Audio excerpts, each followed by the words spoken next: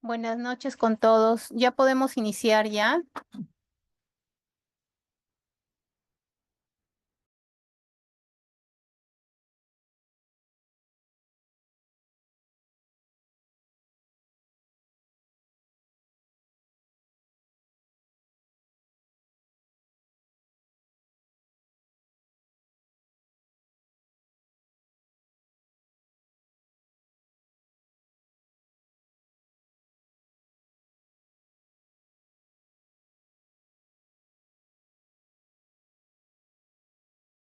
Buenas noches, licenciada. Sí, ya puede iniciar la clase, por favor.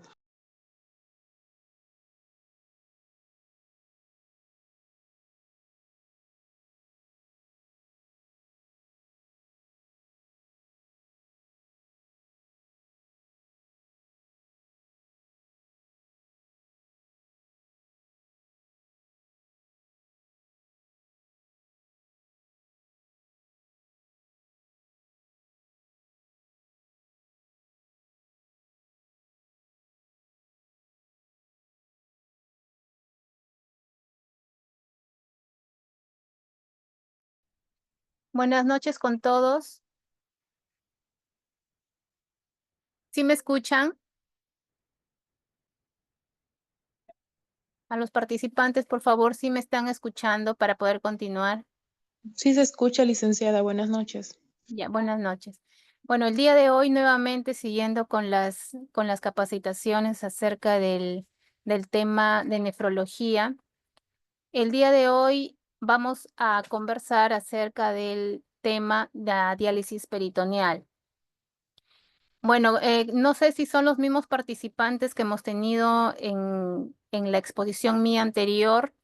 Soy la licenciada Silvia Flores, especialista en nefrología. ¿Sí? Todos son los mismos que estamos fecha a fecha haciendo las capacitaciones o hay nuevos integrantes. Eso quisiera saber para más o menos saber si estamos con la secuencia y la participación también.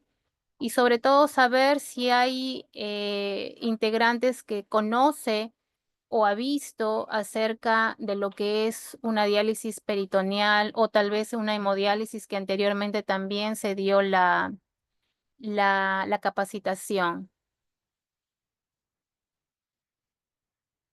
¿Son los mismos? Licenciada, ¿no hay integrantes nuevos? Ah, ya. Entonces están siguiéndonos. Ya. Bueno, el día de hoy vamos a tratar el tema de diálisis peritoneal.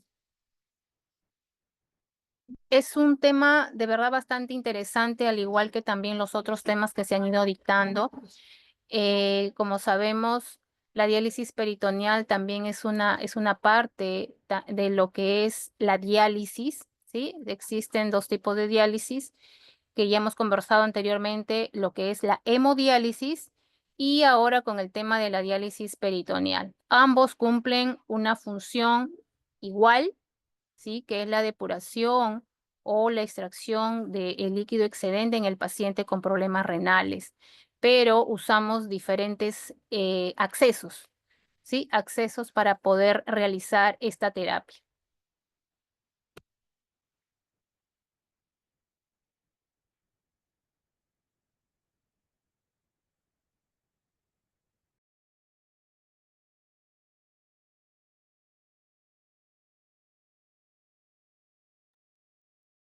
Voy a iniciar con un video corto para que más o menos sepamos cómo es que llegamos, ¿sí? El personal de salud, específicamente las enfermeras, ¿sí? El área de enfermería, porque es la que maneja esta terapia.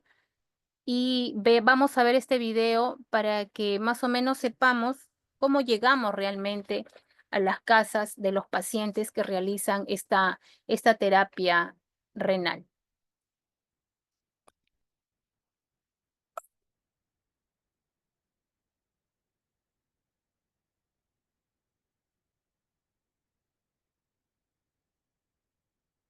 ¿Sí están viendo adecuadamente el video? Por favor, cualquier interrupción me hace saber, por favor.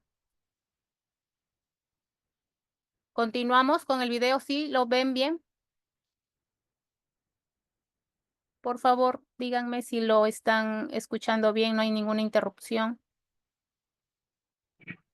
No se escucha, maestra.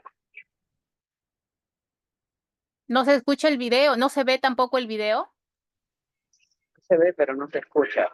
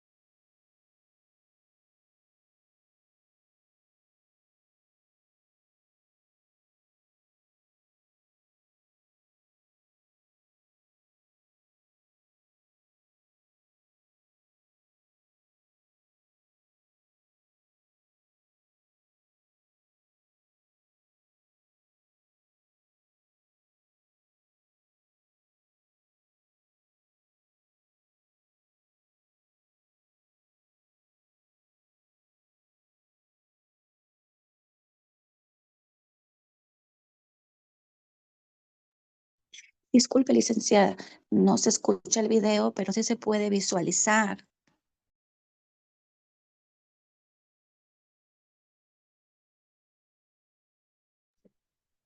En la parte inferior encontramos también todo el texto que conversan cada integrante, bueno, que participa ahí en el video. Tal vez el audio no sé qué problema, pero bueno, se ha probado anterior, pero sí se escuchaba, sí se escucha. Particularmente yo lo estoy escuchando también. Pero de todas maneras, en la parte de abajo se visualiza lo que conversa.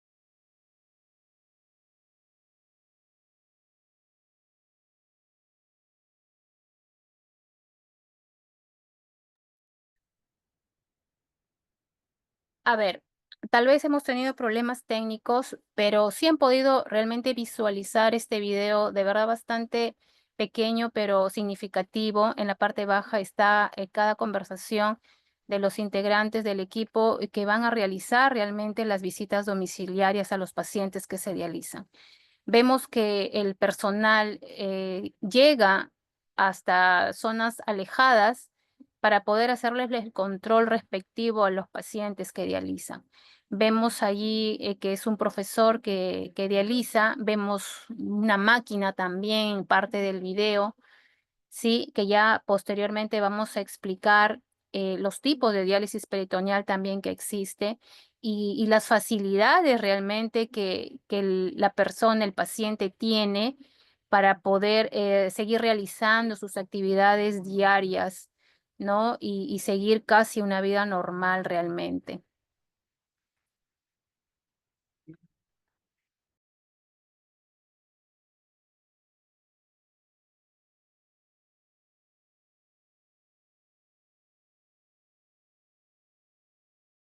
A ver, ya, continuando ahora, vamos a hablar acerca de una pequeña introducción a la diálisis peritoneal.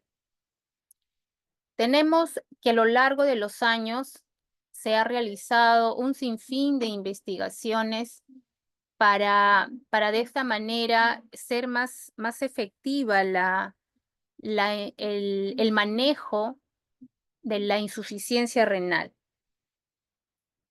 Salen tratamientos para sustituir de manera eficiente al riñón. Una de ellas, como ya anteriormente hemos venido explicando, es la hemodiálisis y la diálisis peritoneal.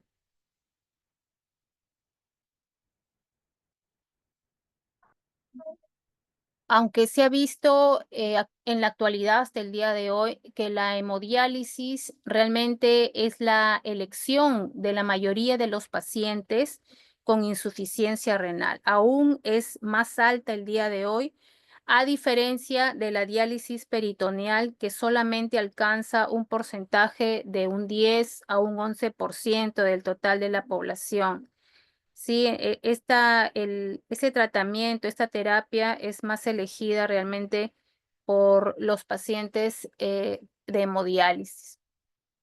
Sí, pero de todas maneras se hacen estudios para que la diálisis peritoneal pues pueda ser mejor realizada, con menos riesgos para el paciente.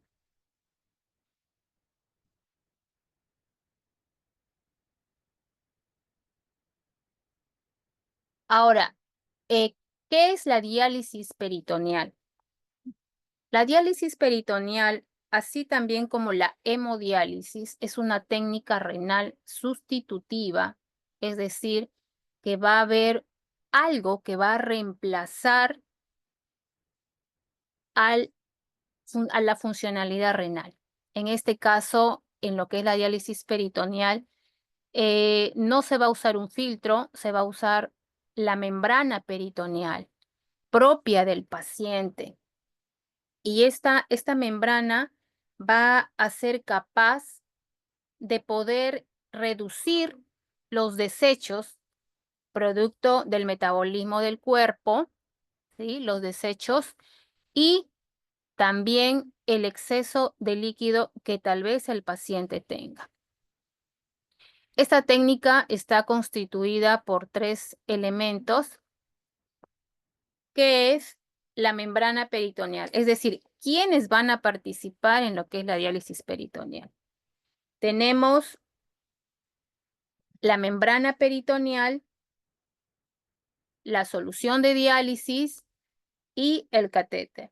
¿A través de qué el personal de enfermería va a hacer la diálisis peritoneal?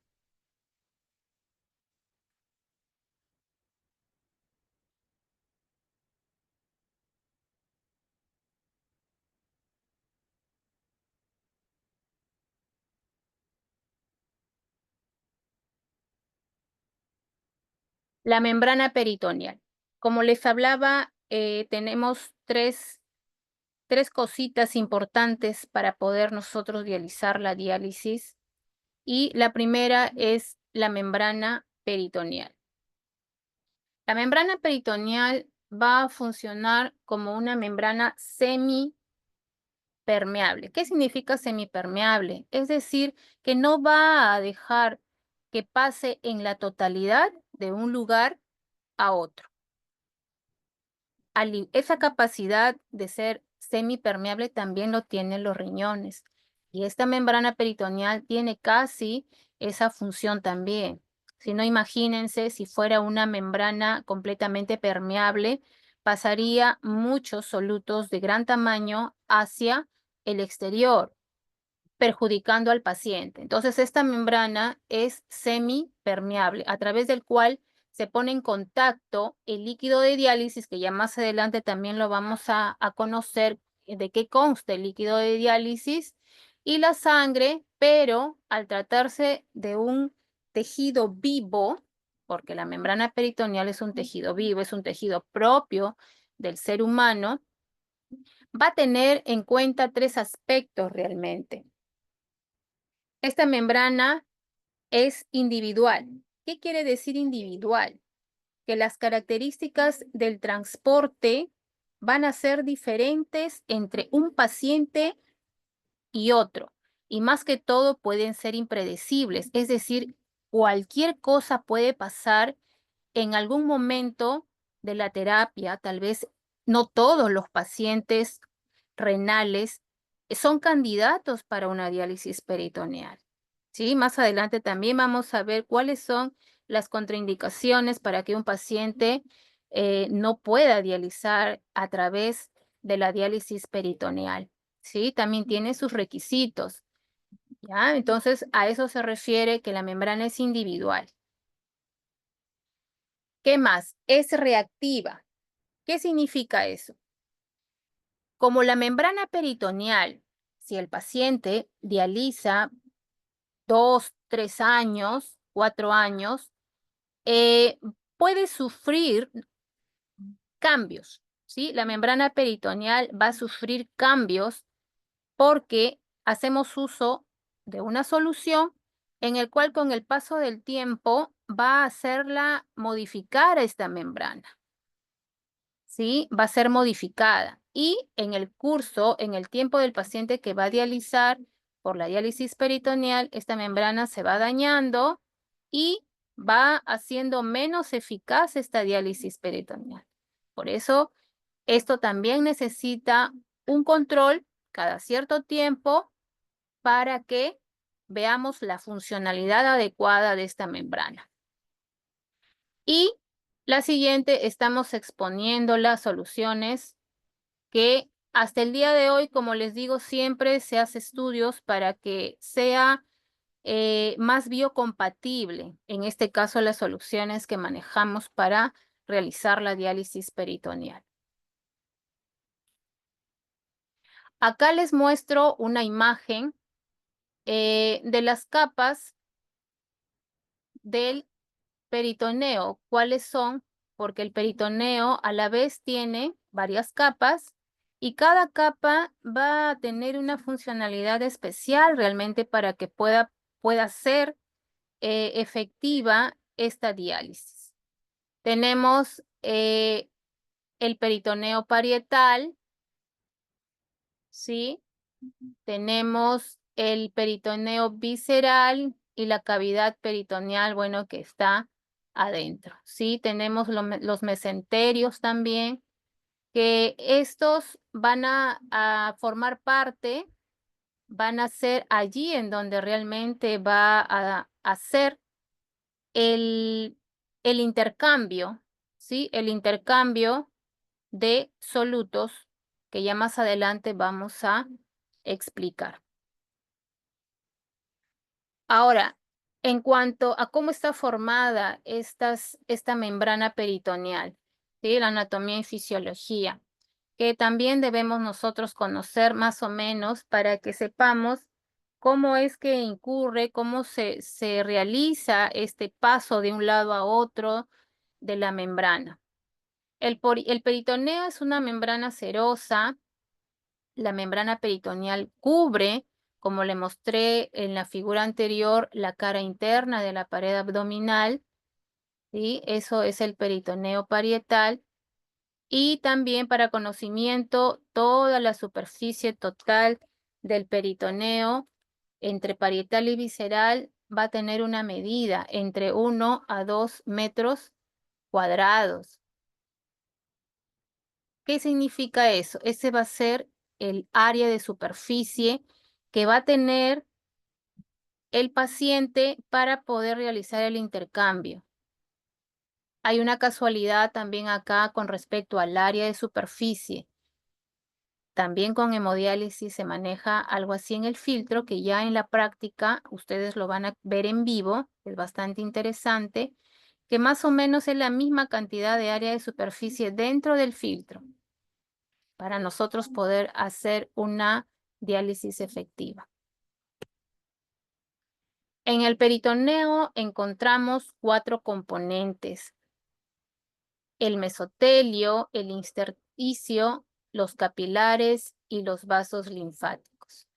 Esos van a ser los lugares en donde se va a realizar en sí los intercambios, ¿sí? En cada uno de ellos va a hacer facilitar el intercambio de los solutos y también de líquidos, del agua, si es que el paciente está edematizado, cuál es el objetivo de qué es lo que quiero yo obtener en mi diálisis peritoneal. El mesotelio recubre la membrana peritoneal, descansa sobre una membrana basal y ambos ofrecen una escasa resistencia al paso.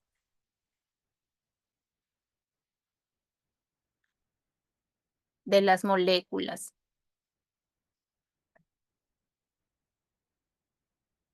En esta parte del mesotelio significa que cuando ya esté dentro de la cavidad peritoneal el líquido, significa que esta parte que recubre no va a haber mucha resistencia, es decir, va a haber bastante facilidad del paso de los solutos, pero de menor tamaño, ¿sí? Hay moléculas, hay solutos que son grandes, son medianas y son pequeñas. Entonces, aquí en esta parte, el mesotelio no ofrece mucha resistencia al paso de las moléculas, sobre todo las del agua y las de las moléculas pequeñas. El intersticio se encuentra debajo del mesotelio, compuesto por células y fibras también. La célula principal es el fibroblasto, que también allí también se encarga en esta parte de poder realizar las posteriores pasos, en este caso de difusión también, del el intercambio de lo que son solutos con la parte interna del paciente, con la parte externa que es la que va a salir. Los capilares constituyen el compartimiento sanguíneo desde el que se van a intercambiar el agua, solutos y con el líquido dializante que se infunde dentro de la cavidad abdominal. Y por último, los vasos linfáticos que cumplen un papel que van a drenar, van a absorber agua y también proteínas y más que todo va a absorber el líquido peritoneal, siendo una defensa para que el paciente no pueda hacer ascitis. Sí, el ascitis es un problema en donde el paciente se va acumulando de líquido a nivel del abdomen, ¿sí? Se va haciendo gordito el paciente. Y los vasos linfáticos realmente cumplen una función bastante importante para poder prevenir esta complicación en los pacientes.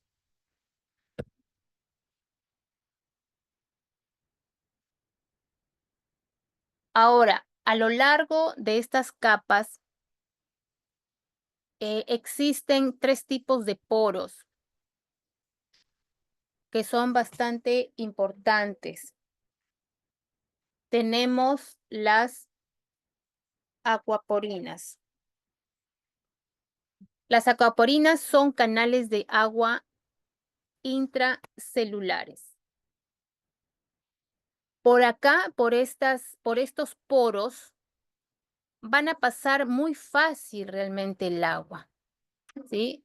Las acuaporinas va a facilitar el paso del agua del paciente hacia la parte de afuera, ¿sí? A través de esos poros que tiene la membrana es que va a pasar solamente el agua. Tenemos también los poros pequeños que corresponderían a los espacios intercelulares. Por acá, por estos poros pequeños, solamente van a pasar agua y también pequeños solutos. ¿Cuáles son los pequeños solutos? Hablamos, por ejemplo, de la urea, ¿sí? Se supone el paciente renal está con elevados niveles de urea, que son pacientes ya crónicos por su propia enfermedad, tienen elevados las ureas, las creatininas, el sodio, el potasio, todas esas moléculas, esos solutos, va a estar en elevadas concentraciones. Entonces, por estos poros pequeños van a pasar esas pequeñas moléculas, aparte también del agua, ¿sí? El otro son los poros grandes que permiten el paso también de pequeñas y de medianas moléculas.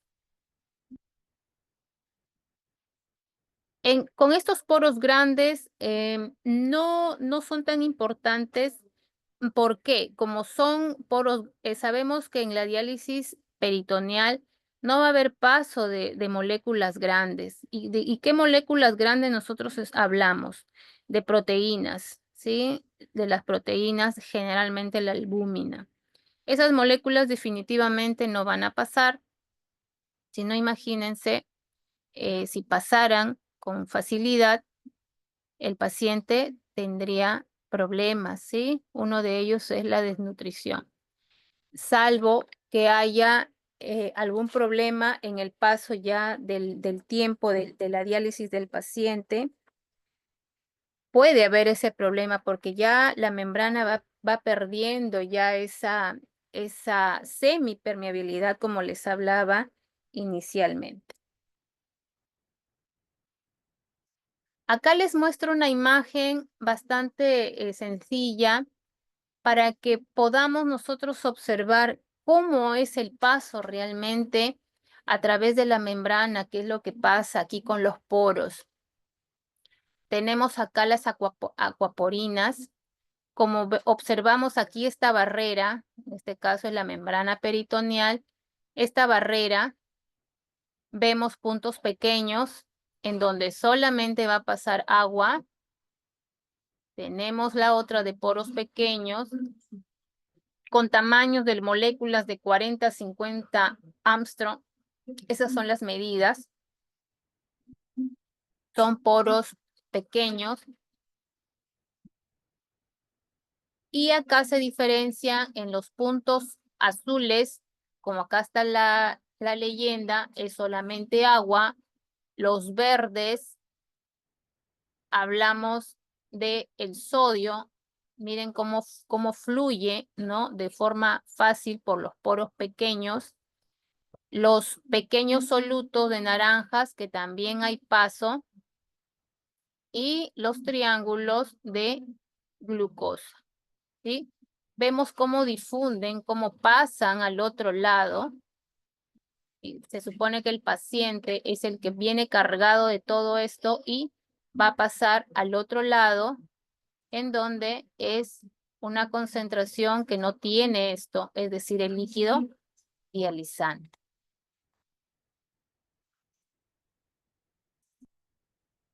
Y los poros grandes, que son las proteínas, como pueden ver, pasan de forma insignificante realmente.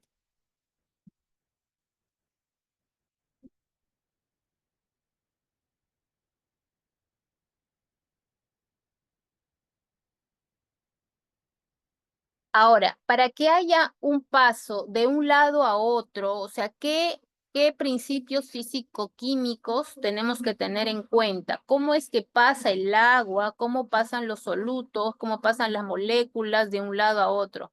¿Cuáles son los principios físico-químicos que rigen realmente esta diálisis peritoneal? Tenemos tres realmente que son los principales. La primera es la difusión. La difusión es el paso de solutos por la diferencia de concentración.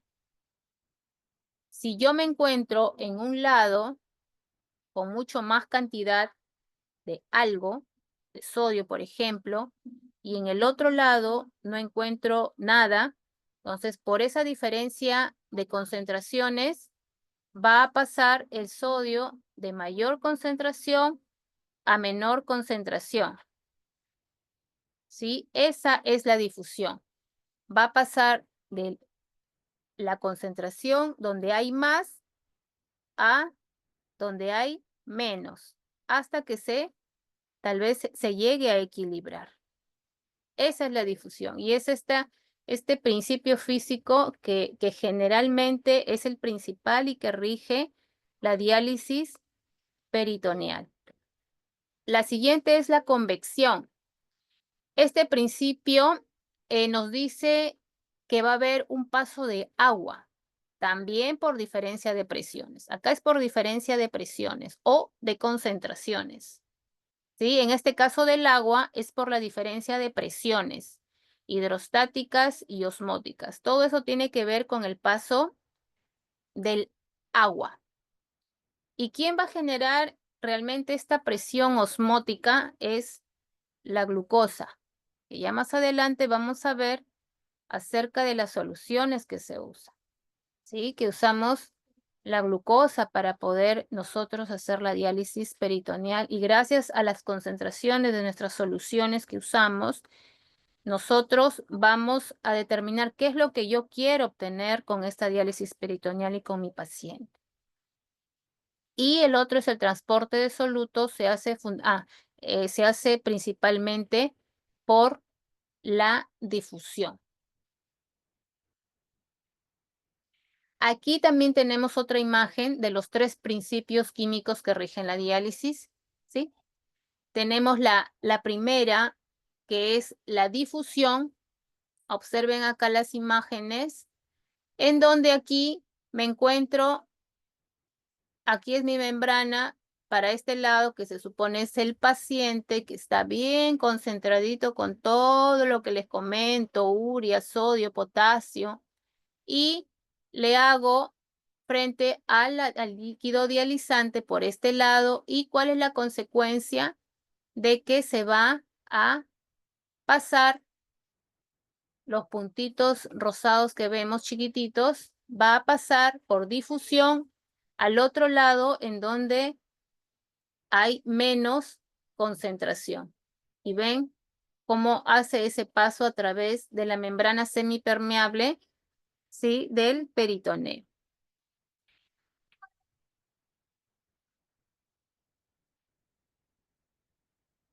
Igualmente acá también la por difusión también, ¿sí? Sube también igualmente, se dispersa acá, vemos. La ósmosis, que acá tiene que ver lo que es el agua también igualmente, va a pasar, se va a nivelar y acá, como ven, el nivel acá sube.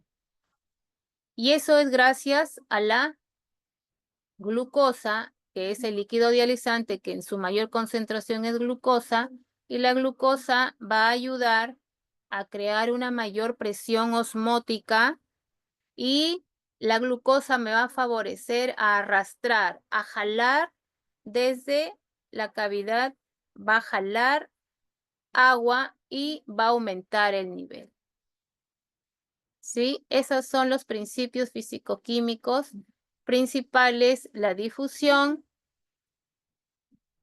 la ósmosis, que va relacionado con el arrastre de agua, y la ultrafiltración, que también está relacionado con el paso del agua, ¿sí? Que jale más, como lo observamos acá.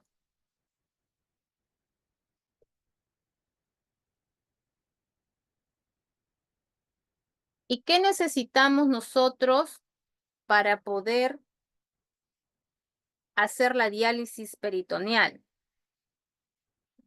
En hemodiálisis, como anteriormente se tocó, teníamos que también tener un acceso, que eran las fístulas y ¿qué más era el otro acceso? ¿Se acuerdan? Los catéteres venosos. Los Al catéter. catéteres venosos centrales. Esos eran los 2 accesos que nosotros necesitamos para hacer la hemodiálisis. Y en la diálisis peritoneal también nosotros tenemos que tener un acceso. En este caso es el catéter. El catéter.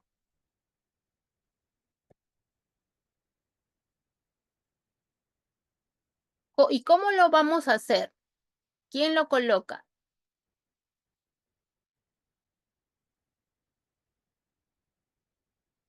¿Quién colocará el catéter? El nefrólogo. No, lo coloca, bueno, el que tiene experiencia, sí, sí, el médico nefrólogo. Generalmente los médicos nefrólogos también lo colocan. Los cirujanos también, por lo menos en el hospital donde yo laboro, el nefrólogo no lo coloca, lo coloca el cirujano también. Nefrólogos con experiencia también los pueden colocar. Los hacen a veces en lugares especiales, en áreas de procedimientos o en sala de operaciones, generalmente lo hacen allí, en sala de operaciones, con sus riesgos eh, quirúrgicos, como todo paciente que va a entrar a sala, ¿sí? Lo hacen la implantación del catéter. El catéter va a permitir la comunicación entre la cavidad peritoneal y el exterior. Acá observamos una imagen del catéter por fuera, es la parte que se muestra al exterior y es lo que nosotros usamos para nosotros poder hacer la diálisis peritoneal. Y por dentro, pues, hay una parte interna, ¿sí? Que es la parte interna y la parte exterior. Esta nosotros la manejamos ya nosotros para poder realizar la diálisis peritoneal. Es una prótesis similar a un tubo redondo. En su mayoría se compone de material de silicona o poliuretano y consta de 3 segmentos. La porción intraperitoneal, es decir, la que va por dentro, ¿sí? El catéter es largo. Intraparietal, porque también pasa por una capa de lo que es el peritoneo. Ya más adelante les voy a mostrar otra figura. Y la porción externa, que es la que ustedes están observando.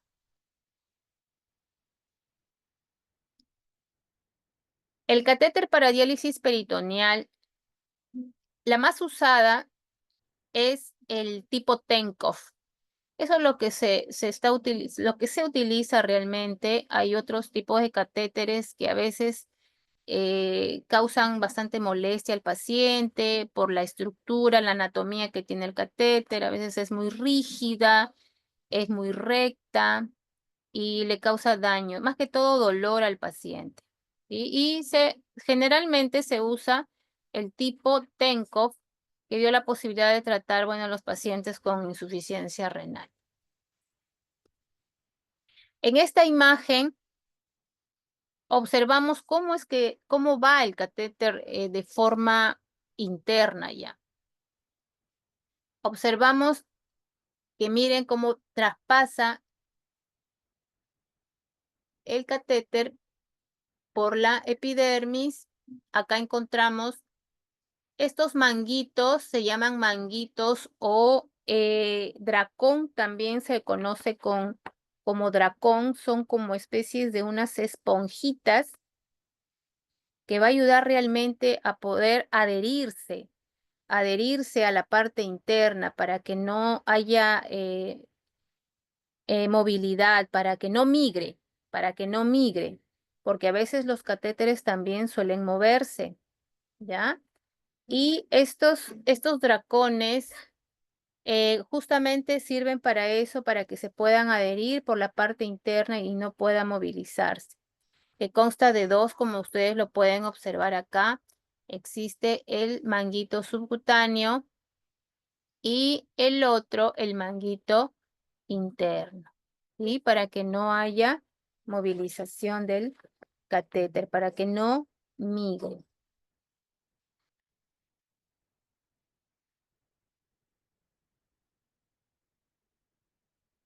Ahora, ¿cómo se va a colocar el catéter? ¿Cómo se va a implementar? Actualmente, como ya les había mencionado, en el mercado hay mucha variedad de catéteres, pero el catéter de elección tiene que reunir las condiciones, pues no, como le hablaba, que no migre de su lugar, que no se infecte, que no se obstruya Y esto es muy importante, que sea biocompatible, es decir, que no cause mucha reacción al paciente.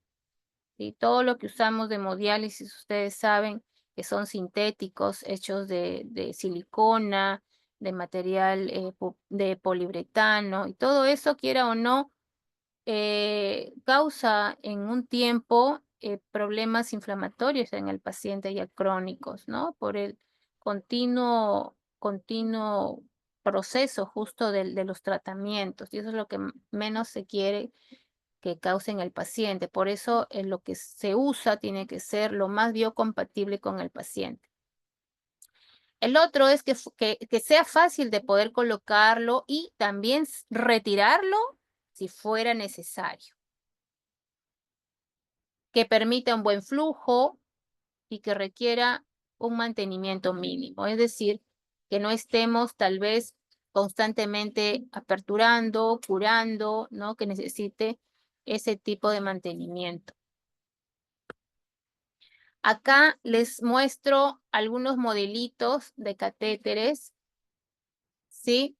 De catéteres tipo Tenkov con anillo de dragón, que justamente es la esponjita que les hablaba aquí para que pueda adherirse. Aquí con 2 anillos. El catéter peritoneal con peso distal también. Son varios modelitos, ¿no? Que ofrece el mercado. Recto con cuello cisne también. Pero lo que más se usa es el catéter tipo Tenkov con cuello de cisne y cola de cerdo, que es justamente este último que está acá. Y sí, tiene la forma justo de una colita de cerdo en la parte terminal. Esto es lo que va adentro, Licenciada, la parte interna, ¿sí? ¿y cuáles las indicaciones para elegir el tipo? Por eso va de acuerdo a la elección, de lo que tenga el hospital, ¿no? Porque estos catéteres lo tienen los hospitales. Lamentablemente, en lo que son los hospitales del MINSA, no tenemos muchas unidades de diálisis en lo que es el MINSA. Particularmente en la mía no tenemos unidad ni de hemodiálisis ni diálisis peritoneal, entonces no contamos nosotros con estos catéteres propios del hospital. Nosotros tenemos que hacer uso de terceros afuera que nos puedan acceder a empresas. Tenemos empresas, la Baxter, las Fresenius, por ejemplo, que ofrecen al mercado. Y según lo que pueda traernos, ¿sí? Que es por licitación, lamentablemente, todo esto. Y nosotros tenemos convenios con Baxter, por ejemplo, ¿no? Y ellos nos ofrecen este tipo de catéteres.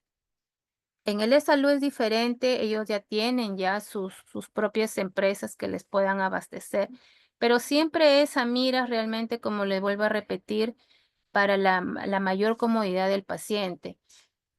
En casi todas las diálisis peritoneales, la elección del catéter es el tipo Tenkov, con cuello cisne y cola de cerdo. Esta última de acá es la que tienen los pacientes, este tipo de catéter Tenkov, que por estudios es el que menos malestares tiene el paciente. A diferencia de los otros que son, como ustedes lo pueden observar, son más rectos, como que no son tan fisiológicos con el paciente, ¿no? Porque adentro pues no nos encontramos rectos. Tenemos que sea flexible, ¿sí? Adaptable. Y se elige pues el Tenkov, con colita de cerdo y cuello de cisne. Eso es lo que se va a encontrar en los pacientes con diálisis peritoneal.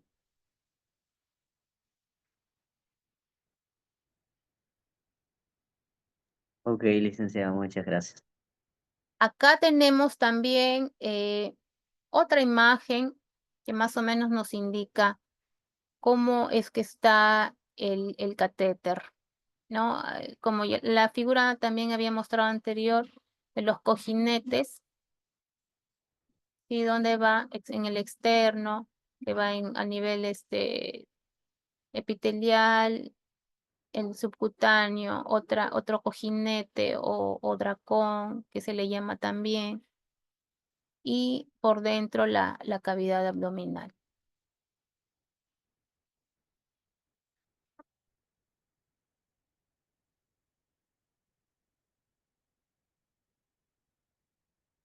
Ahora, en dónde se va a colocar el catéter?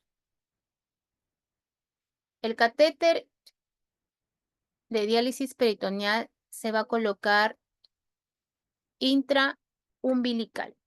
Nosotros acá tenemos la ubicación del ombligo, ¿sí? Y en esta dirección va a ir colocado el catéter y en la región paramedia transverso del músculo recto abdominal. Antes de la colocación del catéter, los pacientes tienen que ser inspeccionados para poder asegurar la integridad de la pared abdominal. Les decía que no todos los pacientes renales son candidatos para una diálisis peritoneal. Tiene sus contraindicaciones, por ejemplo, el paciente no tiene que tener hernias umbilicales, ¿sí? Porque esas hernias, quiera o no, ya hay un daño dentro de la pared abdominal, entonces estos pacientes no son candidatos. Los que tienen algún problema, ¿no? Hernias, por ejemplo, cicatrices o de cirugías anteriores también que hayan tenido cirugías abdominales previas. Esos pacientes no son candidatos para poder hacer uso de esa terapia, la diálisis peritoneal, porque ya quiera o no hay un daño, ¿no? Adentro en el abdomen. Ahora, ¿qué técnicas usan para insertar los catéteres? Como les decía, cirugía abierta, la cirugía laparoscópica, también percutánea, peritoneoscopía también guiada por fluoroscopía. Aquí lo común es la cirugía abierta que lo hacen, ¿no? Lo hacen en sala de operaciones.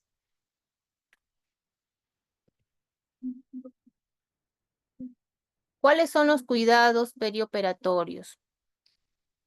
El paciente en todo momento, desde que se elige realmente esta terapia, debemos nosotros estar siempre con el paciente, ¿no? Desde que elige hasta cuando se realiza su diálisis peritoneal. ¿Cuáles son los cuidados que se debe tener en estos pacientes ya que van a ser previos a ingresar a una sala para la colocación de su catéter? Sí, asegurar, bueno, los datos clínicos, que sea el paciente, requeridos por anestesia. Acá esto es bastante importante realmente, la parte 2, hacer un frontis nasal del paciente y de los familiares. ¿Por qué? Ustedes saben de que quien tiene más la carga viral es en la parte de la nariz y en la boca también. Como acá el riesgo es de infección también y se debe de tener una toma previa justo del frontis nasal para ver si el paciente o los familiares tienen un microbio que se llama el Staphylococcus aureus. Es un microbio que puede causar infección posterior si es que no se tiene un adecuado cuidado para cuando se realiza ya la diálisis peritoneal. Por eso es que es necesario que se haga el frontis nasal, tanto el paciente como los familiares, porque a veces los familiares son los que realizan la diálisis peritoneal en la casa. Y es bastante, a pesar de que se use la mascarilla, porque es importante tener el uso de la mascarilla para poder realizar la diálisis peritoneal. Un día antes Se debe colocar un enema al paciente para que llegue vaciado al paciente y no haya ningún problema por ahí, tal vez alguna fístula interna que pueda tener y pueda contaminar la parte del peritoneo. En el día de la intervención, bueno, un baño de ducha, como todos los pacientes que van a entrar a sala, un ayuno también de 12 horas antes, asegurar el vaciado de la vejiga minutos antes de que el paciente sea ingresado a sala y su antibiótico según prescripción médica. ¿Cuáles son los cuidados ya que se realiza dentro en el quirófano? En el momento de la colocación, el personal de enfermería tiene que llevar el material para lo que es el catéter ya, ¿sí? Porque el catéter tiene que ser armado. Acá nosotros vemos una parte que es el titanio, que es lo ideal para poder evitar la contaminación de esta parte y la línea prolongadora, ¿sí? Todo esto de acá es la línea prolongadora. Y todo esto es desarmable, ¿sí? El personal de enfermería bien entrenado tiene que armarlo esto. Y esto se cambia también cada cierto tiempo, por lo menos esta parte de la línea prolongadora. Y con todo eso tiene pues que el personal de enfermería ingresar y hacer las conexiones necesarias, ¿sí?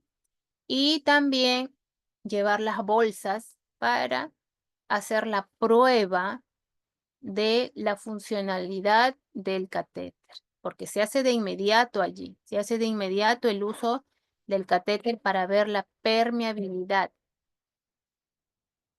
A veces ocurre que hay sangrados, hay hemorragias masivas, ¿no? A veces hay daños también adentro, si ha pasado, en donde el personal pues tiene que hacer lavados frecuentes con el líquido dializante para poder sacar todo eso. Eso es lo que se da al inicio siempre en los pacientes que colocan los catéteres. Se hace para verificación de la permeabilidad y sobre todo eliminar esa sangre, porque queda la sangre adentro y a través del líquido, que es una entrada y una salida, ahí rápida, para poder sacar esos coágulos y no tapone el catéter, porque el catéter tiene puntitos y de eso va a determinar también el buen paso tanto del líquido del que dializamos como del paciente hacia la parte exterior.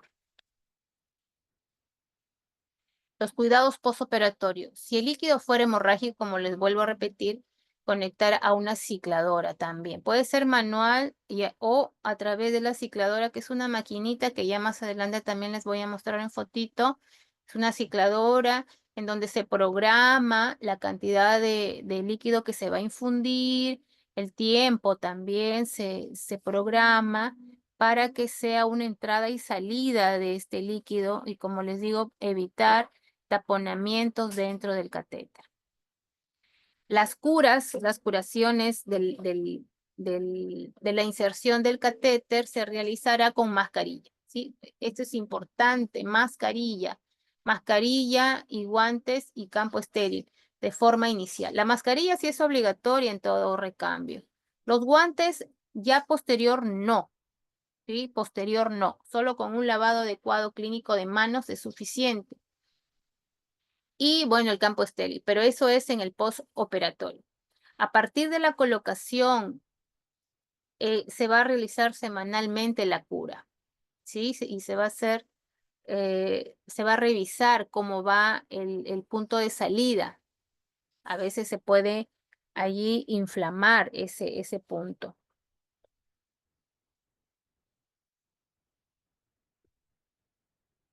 Y los cuidados ya generales, ya cuando el paciente ya se realice de forma periódica su diálisis peritoneal, ya entrenado, va a realizar también los cuidados obligatorios de este catéter, ya por parte del paciente, que va a depender mucho de la educación, pues, que el personal de enfermería dé al paciente.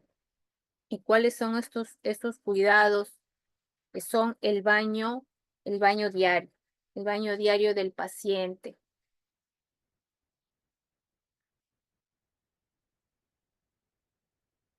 inmovilizar el catéter, a pesar, como les dije, que el catéter ya de por sí tiene sus esponjitas, su dracón que se le conoce, o sus manguitos que van a permitir la adherencia dentro de la parte interna del paciente, del peritoneo.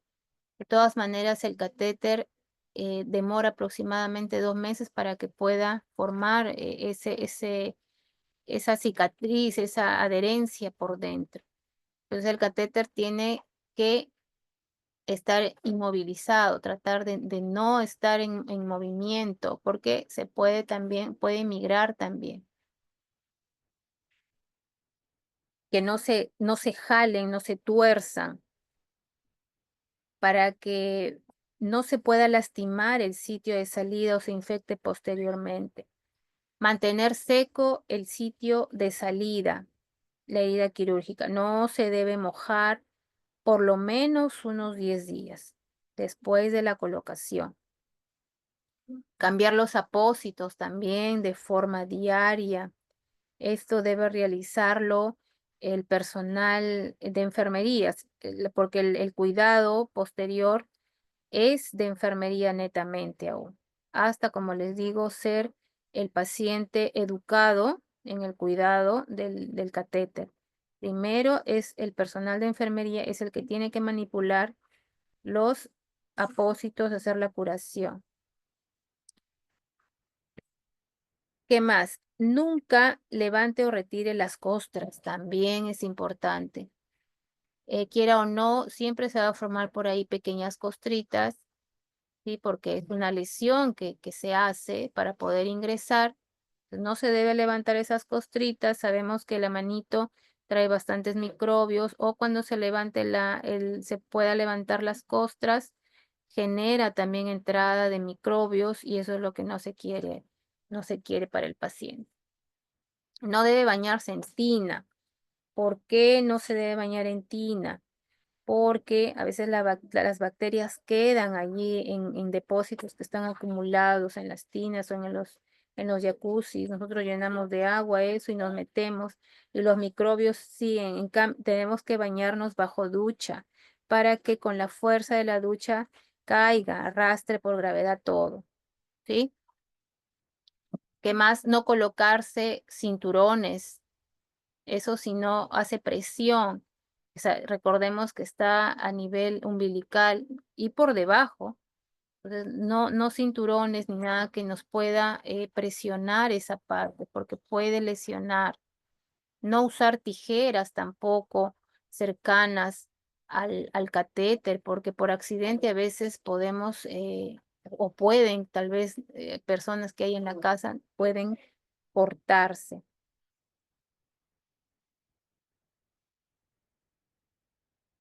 Les hablaba del líquido, de la solución, perdón, de la diálisis peritoneal. Este líquido realmente entra a jugar un papel bastante importante también en lo que es el manejo de la diálisis peritoneal, de la eficacia, de lo que yo quiero o lo que queremos conseguir con el paciente. La diálisis peritoneal, una de las ventajas, hay muchas ventajas como también desventajas, como todo tratamiento. Una de las mayores ventajas, pienso yo, por lo menos a mi experiencia, es que cuando el paciente entra ya a un programa de sustitución renal, sea hemodiálisis o diálisis peritoneal, y tenga funcionalidad aún renal, es decir, que el paciente orine aún, ¿sí? Tenga una buena diuresis.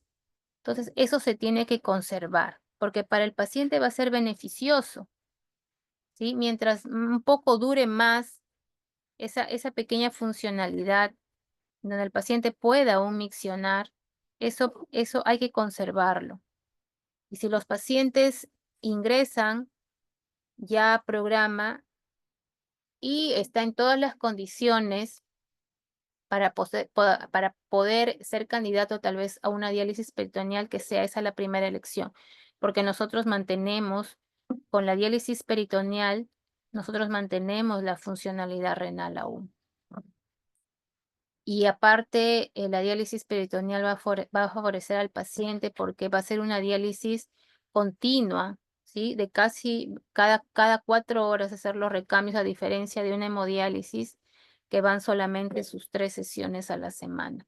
En cambio, con la diálisis peritoneal se está prácticamente continuo haciendo estos recambios y dializando a la sangre del paciente. Entonces, la solución de diálisis peritoneal es bastante importante también acá.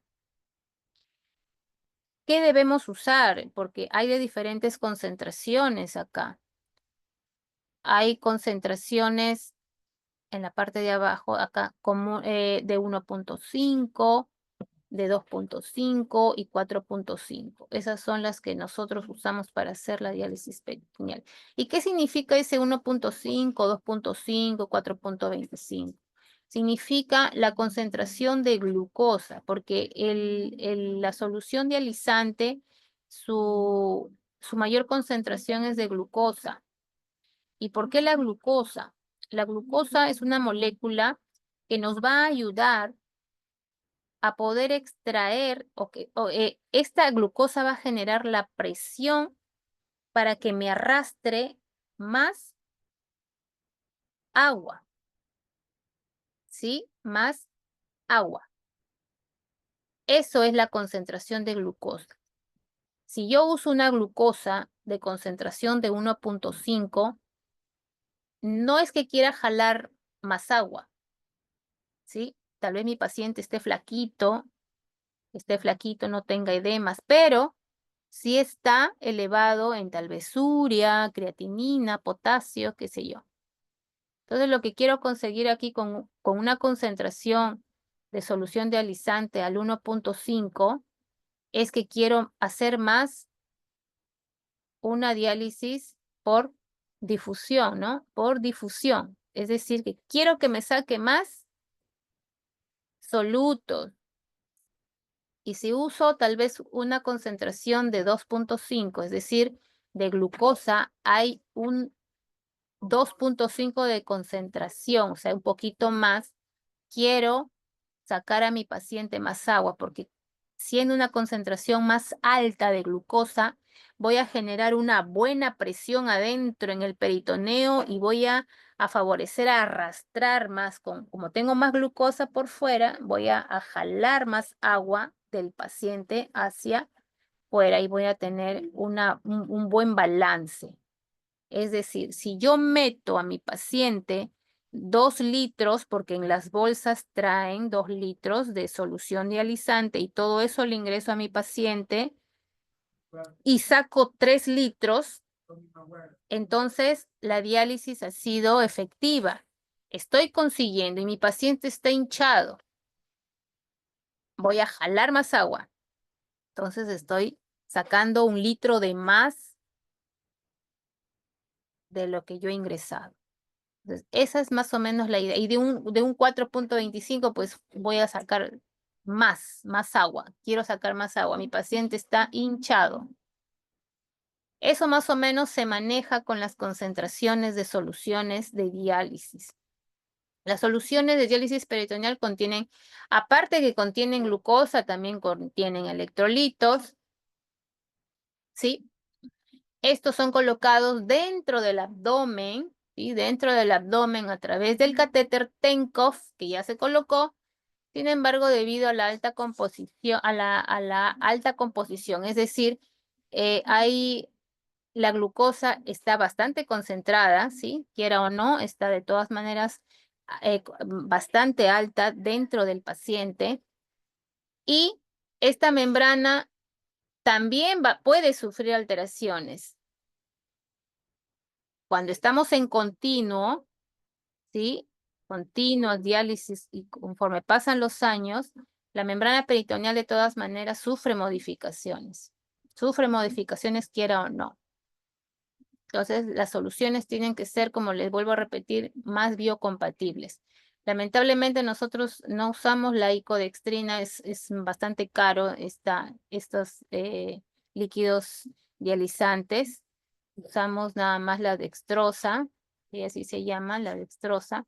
a esas concentraciones que no son tan biocompatibles, entonces conforme pasen más tiempo, la membrana peritoneal va a sufrir cambios en la permeabilidad más que todo, ¿sí? Se va fibrosando, forman esclerosis y pues no va a ser tan efectivas ya las diálisis, pero hablamos de un promedio de 2 años a 4 años, ¿no? Como estamos repetitivas, siempre dializando, bueno, el paciente se va dializando, pues ese es el daño, ese es una de las complicaciones que pasa pues con la diálisis peritoneal. ¿Qué más tenemos? Tenemos los tipos de diálisis peritoneal. También encontramos tipos acá. Tenemos dos principales, que son la manual o diálisis peritoneal continua ambulatoria. Y sus siglas son DPCA, diálisis peritoneal continua ambulatoria. Este tipo de diálisis, ¿quién lo va a realizar?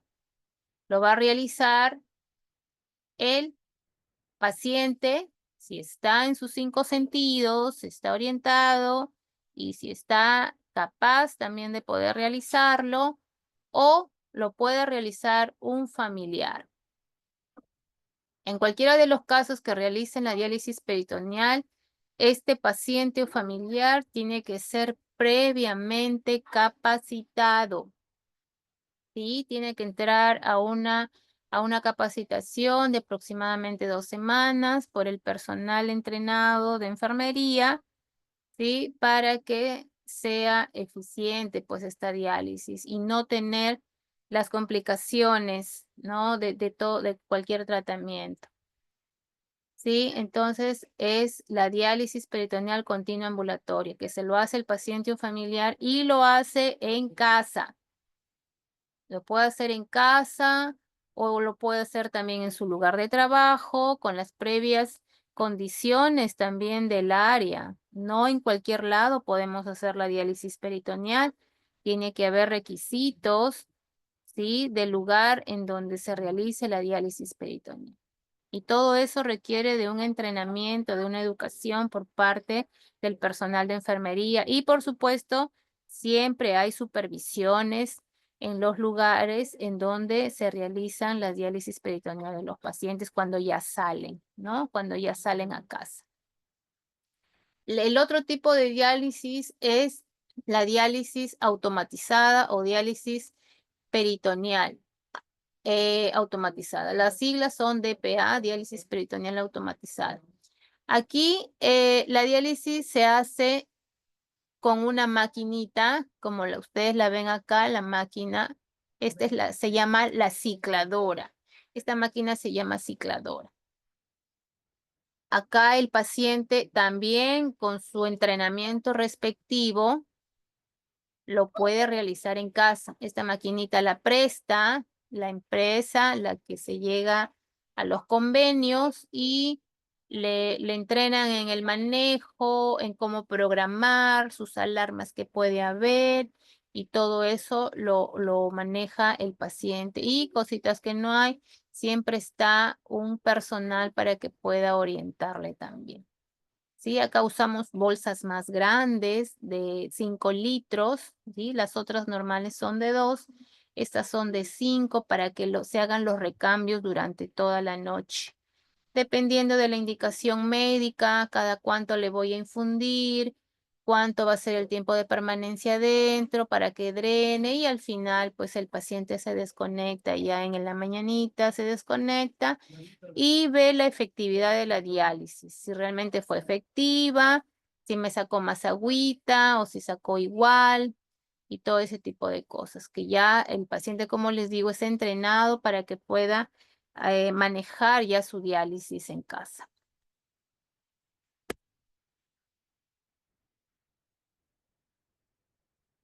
Y como todo tratamiento, pues hay complicaciones, ¿sí? Hay complicaciones de la diálisis peritoneal. ¿Y cuál es la más común? Son las peritonitis. Casi todos los pacientes realmente en algún momento tienen la peritonitis, que es una inflamación a nivel de peritoneo. Y esto pues se genera por las bacterias en la cavidad peritoneal. Sabemos que estas bacterias generalmente ingresan de afuera. Para poder nosotros dializar, hacer la diálisis peritoneal, tenemos que tener bastante higiene. Una de ellas es el uso de la mascarilla. Sabemos que nariz y boca son zonas en donde pueden salir microorganismos que nos pueden hacer daños o a la otra persona hacer daño, ¿sí? Más que son susceptibles. Entonces, una la mascarilla, a veces no la usamos, ¿no? No nos lavamos bien las manos, porque para eso tenemos que tener una buena técnica séptica de las manos, definitivamente, una adecuada desinfección. Y no hay necesidad, pues, de usar los guantes, ¿no? Ni guantes, ni limpios, ni estériles. Ya eso ya no se usa. Acá lo importante es el buen lavado de manos, el ambiente donde se realiza la diálisis peritoneal también muy importante, que sea limpio, ventilado, que haya un lavatorio cercano, un parante, o sea, todas esas cositas son enseñadas y todo eso tiene que reunir el lugar donde el paciente se va a dializar. Entonces, una de las complicaciones son las peritonitis. Como les digo, es por el ingreso de bacterias a la cavidad. Ahora, ¿qué signos o cómo sabe el paciente que tiene la peritonitis? El primero es el dolor abdominal. El paciente llega con dolores, algunos llegan con fiebre, náuseas, vómitos. Y más que todo, el líquido que sale ya ya cuando infunde, cuando sale ya el líquido sale turbio, sale un poco amarillo, ¿sí? Y es así como el paciente se da cuenta también que puede tener la peritonitis por el líquido que sale turbio, sale un poco amarillento, sale, porque el líquido normalmente es claro el que sale, ¿no? Y cuando ya hay estos cambios, pues el paciente es una alerta para él ya, que hay la posibilidad. Y ahí tiene que acudir a su hospital para que le puedan hacer las pruebas necesarias del líquido dializado, ¿sí? Para ver las cuantificaciones, tal vez si hay bacterias, y ahí se determinará si el paciente tiene la peritonitis y si se identifica, tendrá su tratamiento, que es a través de los antibióticos, ¿sí? Que muchas veces se infunde dentro del líquido hacia adentro, ¿ya?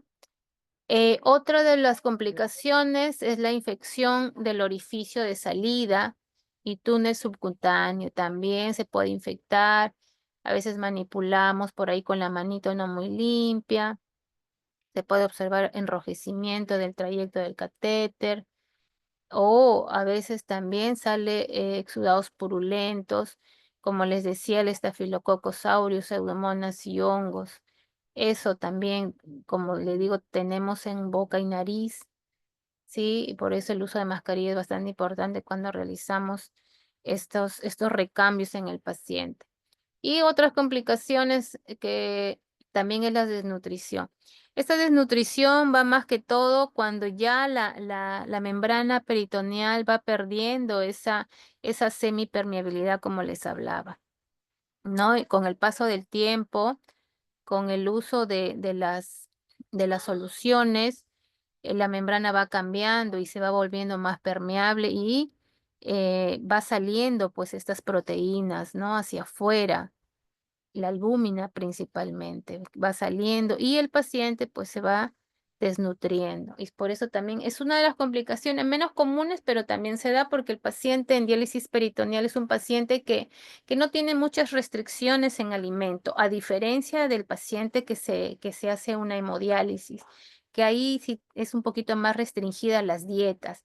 En cambio, en el paciente de diálisis peritoneal, las dietas pues son casi normales, pueden comer de todo porque se van dializando de forma continua.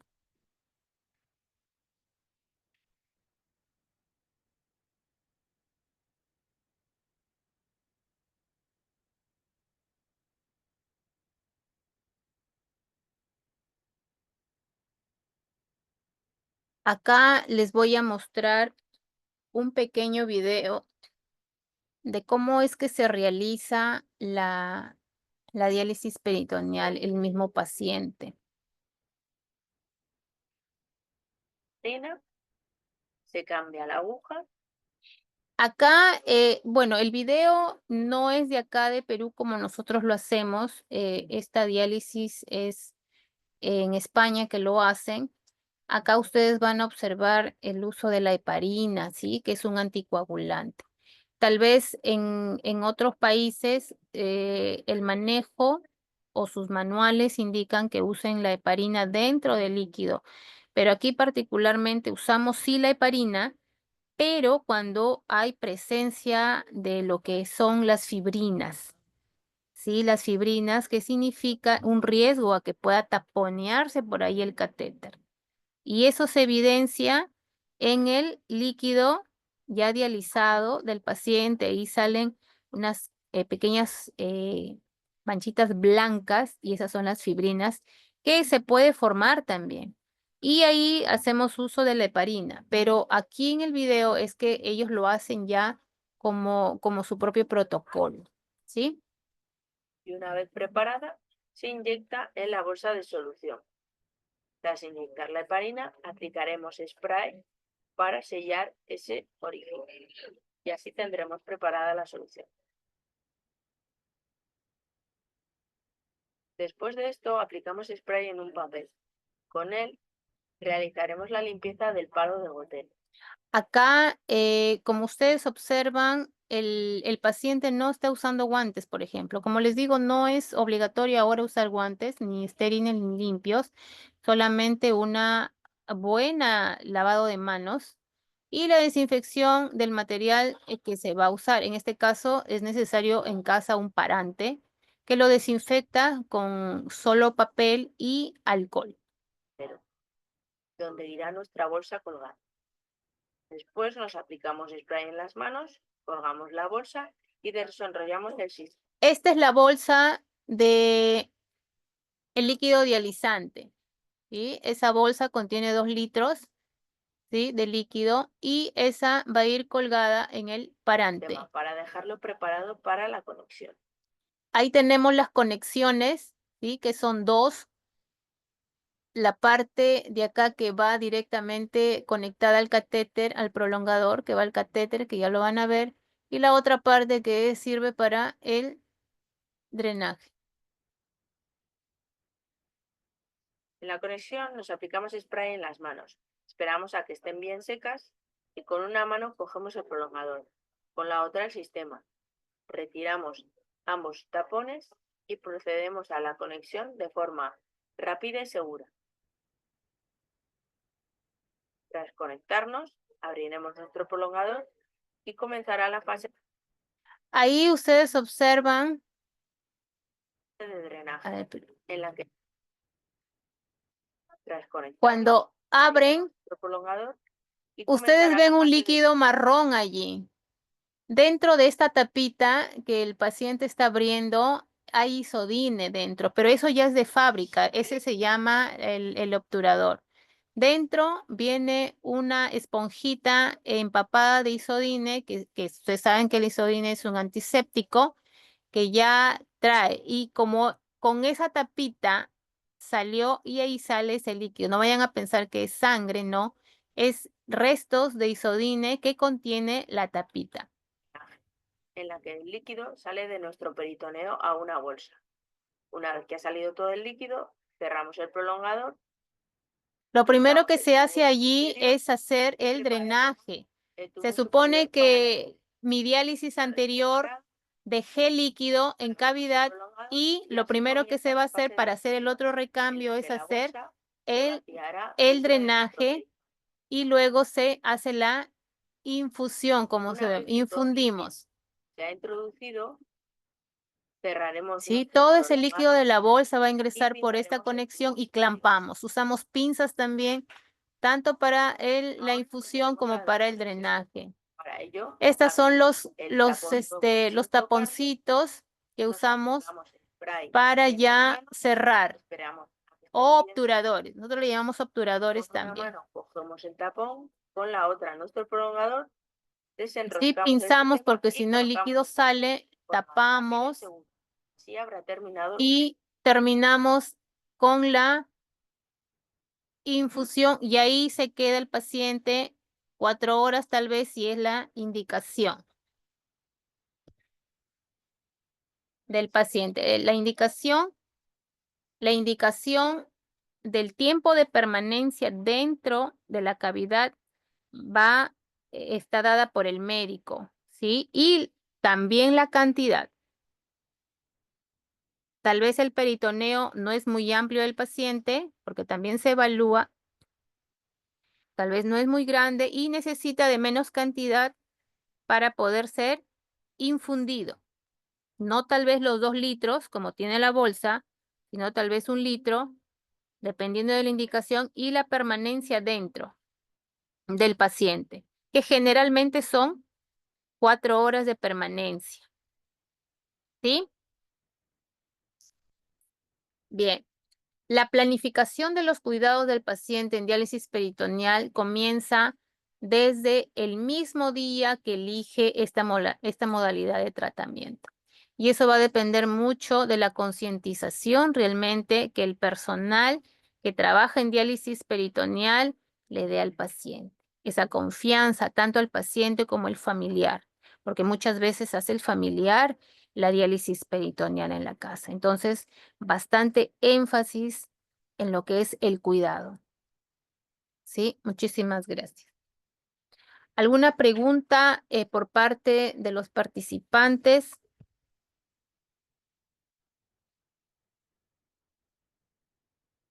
¿Todo quedó claro? ¿No quedó claro?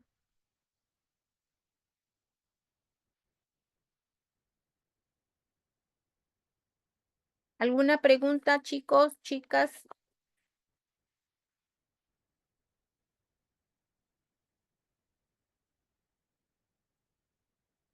¿Se durmieron? Todo claro, licenciado. Sí, no ha quedado ninguna duda. Este tema es bastante interesante realmente. Es muy bonita la diálisis peritoneal, pero lamentablemente la elección de los pacientes ya con enfermedad renal terminal más optan por lo que es la hemodiálisis, ¿no? Pero la diálisis peritoneal ofrece muchas ventajas realmente para el paciente que lleva una vida casi normal, casi normal. Puede hacer su vida, sus actividades mejor que con una hemodiálisis. Y sobre todo, conservamos la funcionalidad renal, que es lo más importante, de lo que la hemodiálisis, a diferencia, lo pierde rápido. En cambio, en la diálisis peritoneal, la funcionalidad lo puede conservar hasta 2 años aproximadamente. Sí, entonces es bastante, estas cosas son básicas, ¿no? Es muy bonita esto de la diálisis peritoneal. eh, pero bueno, no sé si hay alguna pregunta por parte de ustedes, algún comentario tal vez, o si han visto, o a veces pueden tener familiares también que tengan alguna diálisis, algún tratamiento de infusión renal o algún vecino que pueda hacer un comentario tal vez por parte de ustedes.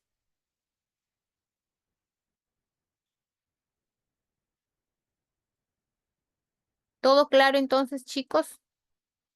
Porque de acá nos vamos a ver ya en las clases prácticas. Sí, bueno, particularmente vamos a dar lo que es solamente hemodiálisis. Diálisis peritoneal no vamos a ver en vivo, no tenemos nosotros accesibilidad a poder hacer visualizar las diálisis peritoneales, lamentablemente, pero hemodiálisis sí, también es bonita la hemodiálisis, poder manejarla, es bastante compleja también, Y ahí creo que vamos a poder observar de forma más directa, ¿no? Todo lo que hemos venido aprendiendo con estos temas, vamos a poder verlo en vivo, que es lo mejor, creo, para nosotros poder aprender, ¿no? Y ustedes ya van a poder hacer más preguntas, tal vez, ya en las prácticas que van a hacer pronto. Espero conocerlos y pues que me pregunten en el momento de todas las cositas que vamos a aprender, tal vez.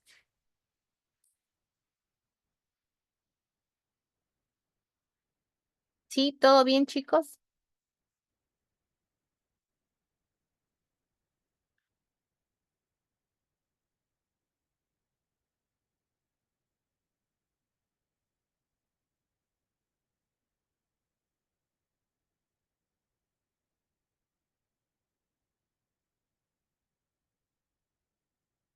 Sí, damos por terminada entonces la capacitación. A ver, chicos.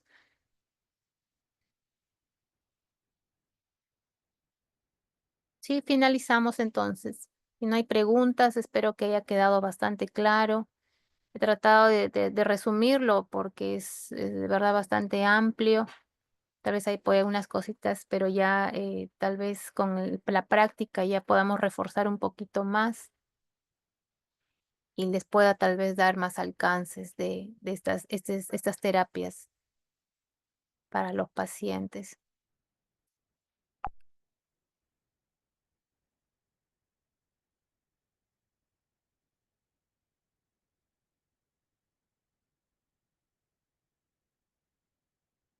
Bueno, buenas noches entonces. Nos vemos pronto para las prácticas ya.